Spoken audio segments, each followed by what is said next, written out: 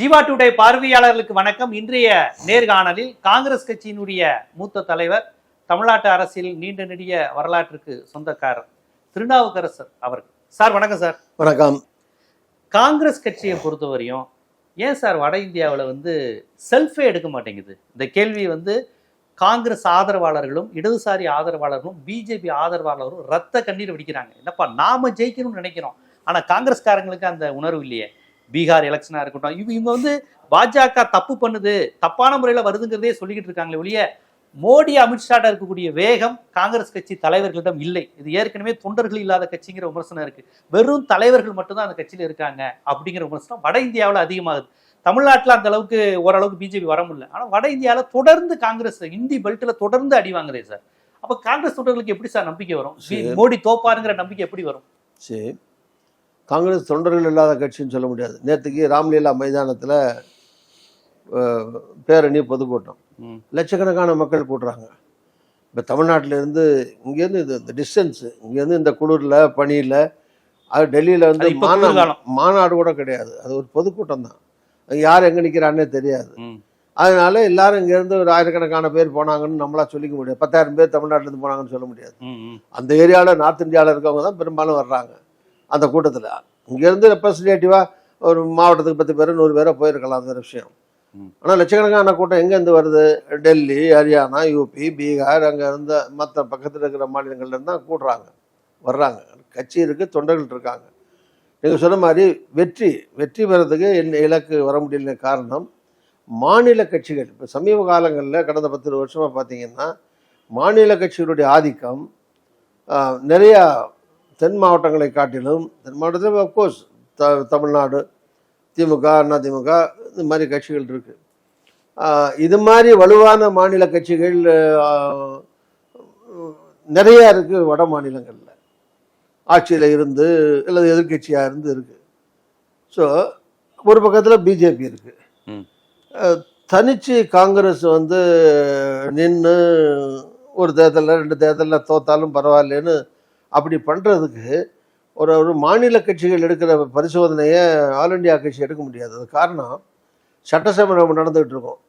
இப்போ தமிழ்நாடே வச்சுங்க, அடுத்த வருஷம் சட்டசபைக்கு தேர்தல், 2 வருஷம் கழிச்சு பார்லிமெண்ட் வந்துடும். ஆமாம். ஸோ சட்டசபை தான் முக்கியம்னு வச்சு முடிவெடுக்க முடியாது. காங்கிரஸ் தனியாக நிற்கட்டும், வளரட்டும். அதில் இப்போ காங்கிரஸில் 2 கருத்து இருக்குது.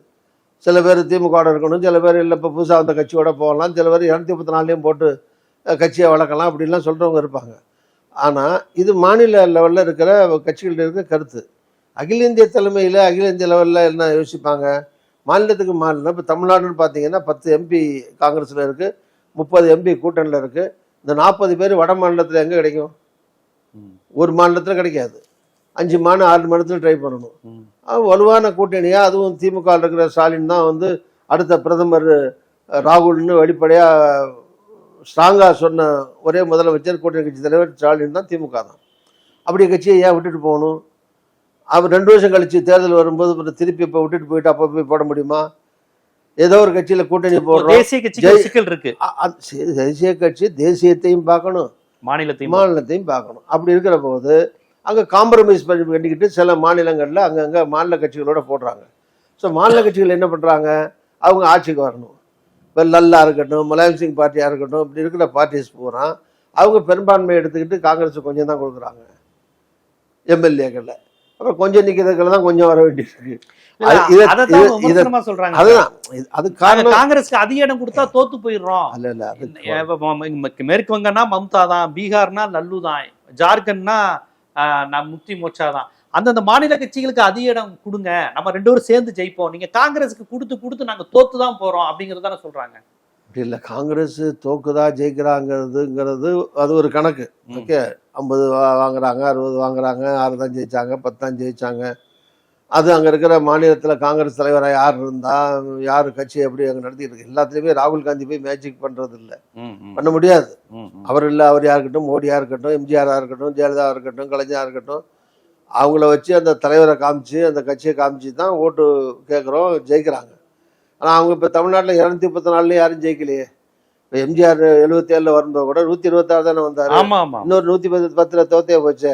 அங்கே எம்ஜிஆருக்கு யாருன்னு தெரியாதா மக்களுக்கு? பட் அதுக்கு என்ன காரணம், அந்த தொகுதிக்குள்ள நின்னவன் யார், இங்க யார் நிக்கிறா, அங்க யார் நிக்கிறா, ஹைப்பர் லோக்கல் இஷ்யூ முடிவு பண்ணுது. அங்க லோக்கல் பிரச்சனையும் வந்துருது இல்ல. அதே மாதிரி இப்ப மோடி இந்தியாவில் பிஜேபிக்குள்ள அவர் தான் பெரிய தலைவர், செல்வாக்குள்ள தலைவர். அவர் 543 ஜெயிக்கலையே, 2 கட்சியை சேர்த்துக்கிட்டு தமிழ்நாட்டெல்லாம் படுதோல்வியில் அடைகிறார். இல்ல வட மாநிலங்களிலே கூட எல்லாத்துலயும் ஜெயிக்கலையே.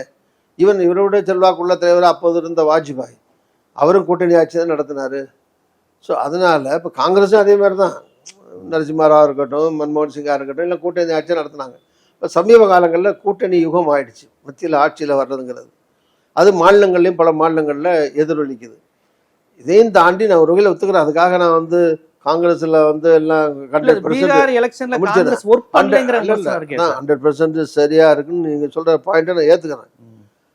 பண்ணாங்க, ஆனா நீங்க இன்னும் வேகமா பார்த்துருக்கலாம். இருக்கு. ராகுல் காந்தி 2 தடவை போனாரு, அதுக்கு தேர்தலுக்கு முந்தி நிறைய சுற்றுப்பயணம் போனாரு, லட்சக்கணக்கில் மக்கள் கூடினாங்க. ஆனா தேர்தல் நேரத்தில் குறைவா தான் போனாரு, இன்னும் கொஞ்சம் கூட போயிருக்கலாம்.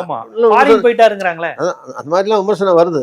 அதே மாதிரி அங்க தலைமை அடிக்கடி மாநிலத்தில் தலைமை மாற்றுவது, அல்லது சரியான தலைவர்களை வந்து அங்கே போட்டு அவங்களுக்கு ஒரு ஃப்ரீடம் கொடுத்து அவங்கள வந்து கட்சியை பலப்படுத்துறது. ஸோ இந்த மாதிரி பல விஷயங்கள் காங்கிரஸில் பண்ண வேண்டியிருக்கு. நீங்கள் என்னுடைய அபிப்பிராயத்தை கேட்டிங்கன்னா, மாநில தலைவர்களே வந்து 2 வருஷத்துக்கு 1.5 வருஷத்துக்கு ஒரு மாநில தலைவர் போட்டிங்கன்னா அது பண்ண முடியாது. இப்போ மாநில கட்சிகளில் தலைமை மாறிக்கிட்டே இருக்கா? 50 வருஷம் 60 வருஷம் அதே கட்சி தலைவர் கலைஞர் 60 வருஷம் 70 வருஷம் தலைவராக இருந்து கட்சியை வழி நடத்தினார் அப்படின்னு பெருமையாக சொல்கிறோம்ல.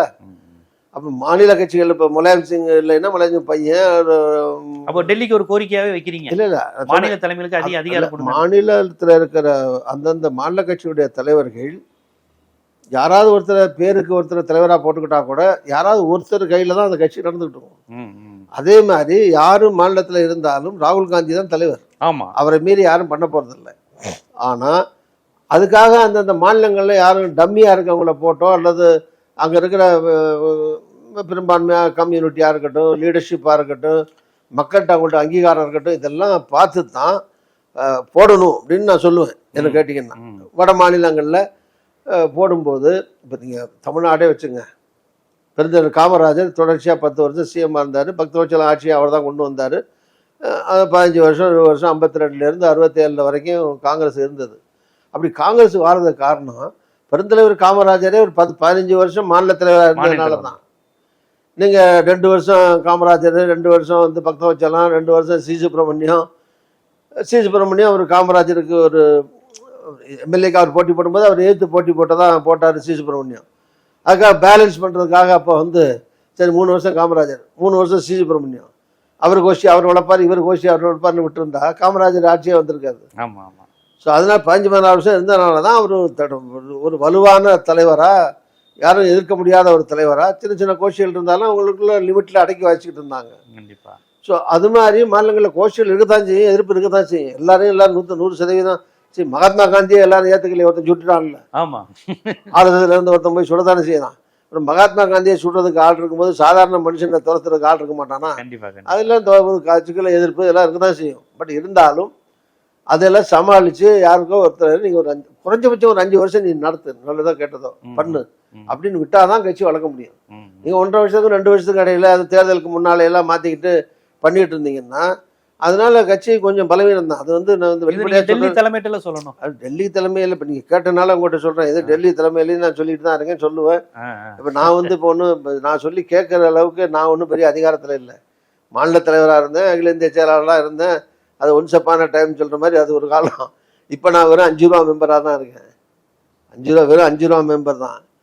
ஏன்னா அவங்க ஒரு பெரிய கூட்டம் போட்டால் கூட அதில் போய் நாங்கள் கலந்துக்க முடியாது. 5 ரூபா ஆர்டினரி மெம்பர் தான். முன்னாள் தலைவர், எக்ஸ்எம்பி, எக்ஸ் மினிஸ்டர், ஏதோ எம்ஜிஆர் காலத்தில் எனக்கு கிடைச்ச பேரை வச்சுட்டு ஓட்டிகிட்டு இருக்கேன். எம்ஜிஆர் காலத்தில் அடித்து உங்கள் செல்வாக்கில் வெற்றி பெற, கட்சி செல்வாக்கை தாண்டி ஜெயிக்கக்கூடியவர்களை நீங்கள் தாமரகனி, ஆலங்குடி, வெங்கடாச்சலம், ஒரு 6-7 பேர் முக்கியமான நபர்ல தமிழ்நாட்டில். பதவிகளில் நான் ஒரு 50 வருஷம் ஆச்சு. 6 தடவை எம்எல்ஏ, 3 தடவை எம்பி, துணை சபாநாயகர், தமிழ்நாட்டில் அமைச்சர், மத்திய அமைச்சர், இப்படி இருந்ததுனாலையும் அப்போ பல்வேறு ஜெயலலிதா நெருக்கமாக வந்து முக்கிய தலைவராக இருந்திருக்கேன். தலைவர்கிட்ட வந்து வயசில் குறைச்சிருந்தா கூட மிக முக்கியமான இம்பார்ட்டன்ஸோட தலைவர் என்ன வச்சிருந்தாரு, அப்படி இருந்தேன். ஈவன் வாஜ்பாய்கிட்ட இருக்கிற போதும் ரொம்ப நெருக்கமாக இருந்தேன். இங்கே ஜெயலலிதா வாய்ப்பு தராத போது கூட மத்திய பிரதேசத்தில் என்ன எம்பி ஆக்கினாங்க. இப்போ ராகுல் காந்திக்கும் என்ன பிடிக்கும், எனக்கும் அவரை பிடிக்கும், அவர்கிட்டையும் க்ளோஸாக தான் இருக்கேன். எனக்கு வாய்ப்புக்கு தரப்படல, இப்போ எம்பிக்கு வாய்ப்பு கிடைக்கல, கட்சியில் இப்போ பொறுப்பு இல்லாமல் இருக்கலாம். இருந்தாலும் ராகுல் காந்தியை நான் நம்புகிறேன். ஏதோ ஒரு காலகட்டத்தில் நியாயம் பண்ணுவார், பரவாயில்ல அப்படி தான் நம்பிட்டு இருக்கேன்.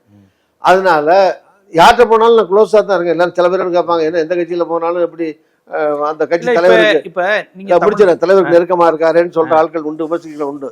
அது காரணம் என்னுடைய அனுபவம், நான் நடந்துக்கிற விதம், ஏதோ மினிமம் சார்ட்ட கத்துக்கிட்ட ஒரு பண்பாடு இதெல்லாம் வச்சு மக்கள்கிட்ட வந்து ஒரு அடையாளம் தெரிஞ்ச ஒருத்தனா இருக்கேன்.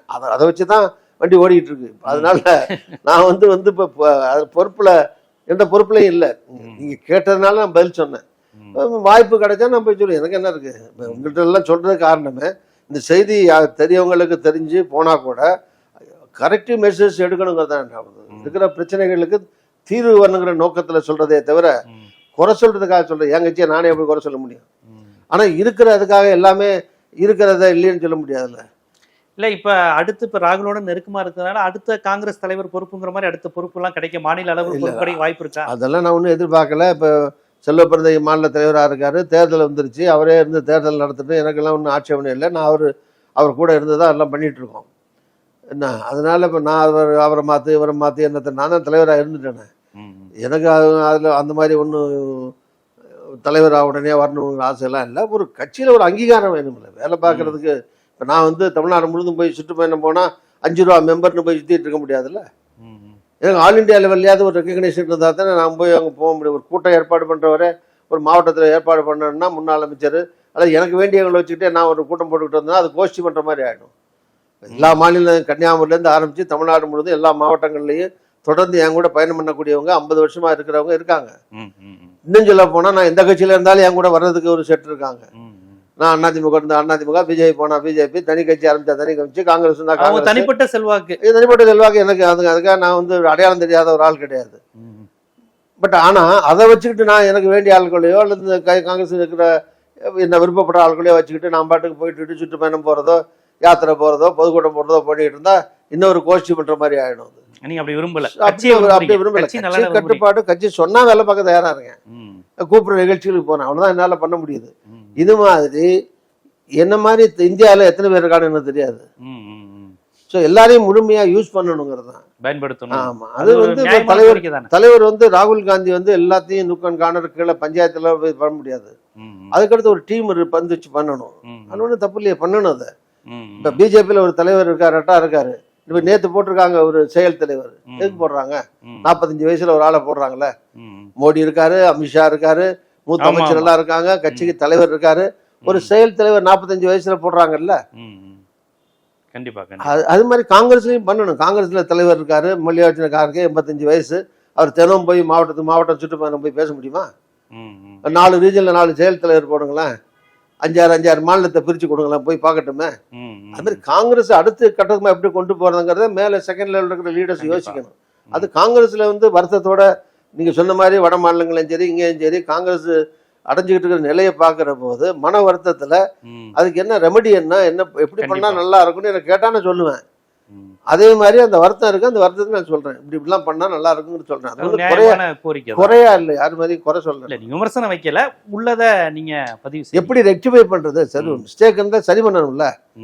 எப்படி எல்லாம் சரி பண்ணா காங்கிரஸை மேலும் வளர்க்க முடியும் அப்படிங்கிறது காங்கிரஸ் நலன் கருதி தான் சொல்றேன்.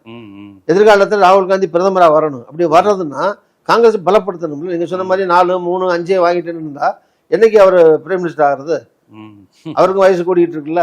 கண்டிப்பா. அது உங்களுடைய எதிர்பார்ப்பு நியாயமானதா, ஒரு கட்சிக்காரனா நீங்க சொல்றீங்க. அந்த வாய்ப்பு கொடுத்ததுக்கு நன்றி. நன்றி சார். Okay sir.